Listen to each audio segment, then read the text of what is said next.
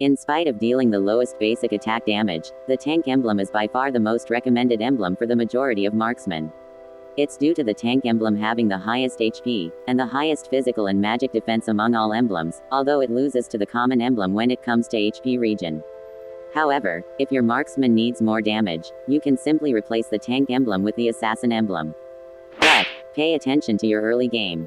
Why? Without extra HP and extra defenses, you have an increased risk of repeated early game deaths, when facing against skilled enemies. And if you have a problem with mana consumption, the common emblem mitigates that problem. However, it loses to the tank emblem in terms of durability, and it loses to the assassin emblem in terms of damage and mobility, in spite of the fact that it ties with the fighter emblem for having the highest adaptive attack. The marksman emblem sucks.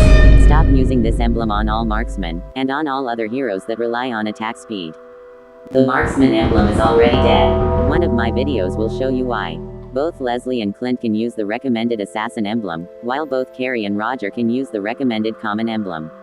But there's a marksman that will be the focus of this video, the saber-tooth riding, crossbow-wielding elf, Irithel. By just moving around, you fill Irithel's passive bar up. Once full, she will shoot one extra bolt. The faster your movement speed, the faster Irithel's passive bar is filled, and the more frequent her extra bolts are fired. Using an extra bolt empties her passive bar, and you have to move around to fill it up again. To fully utilize Irithel's skill set, and increase her overall damage, using the assassin emblem is the first thing to do. Why? Its adaptive penetration synergizes with Irithel's first skill, and either of the two malefic items.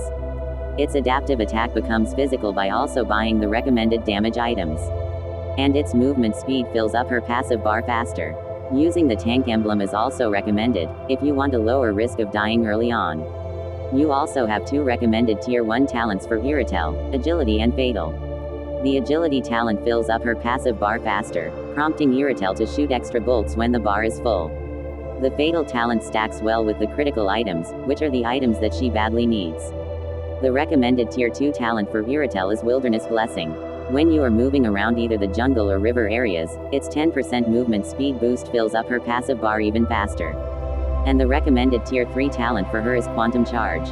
One basic attack triggers an instant heal and a 30% movement speed boost for 1.5 seconds, filling up her passive bar even faster. Casting Irithel's ultimate increases her movement speed, quickly filling her passive bar. Also, she is guaranteed to fire boom bolts within the ultimate's duration, with an extra boom bolt when her passive bar is full. For the boots of choice, I recommend either the warrior boots, for physical defense, or the tough boots, for magic defense and resilience. While the rapid boots indeed refill your passive bar quicker than any other boots, the speed up effect deactivates if you hit an enemy, or if you get hit. Therefore, you have to rely on other sources of movement speed if you want to move faster while you are participating in team fights, for you to use the extra bolts from the full passive bar. Irithel has a lower attack speed ratio of 80%, which means she can only utilize 80% of her total attack speed. However, we are not here in this video for an attack speed build, even though these 4 items also give you attack speed. Instead, your Irithel needs movement speed. Also, she relies on critical damage and penetration to deal high damage. Your upgraded boots and Windtalker permanently increase your movement speed. The same thing applies when you equip either the assassin emblem, the agility talent, or both. Going to the jungle or the river activates the movement speed boost of the wilderness blessing. Using a basic attack on an enemy activates the movement speed boosts of both the malefic gun and the quantum charge talent.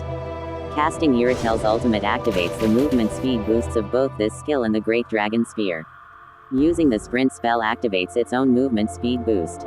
And like I said earlier, the faster your movement speed, the faster Irithel's passive bar is filled, and the more frequent her extra bolts are fired.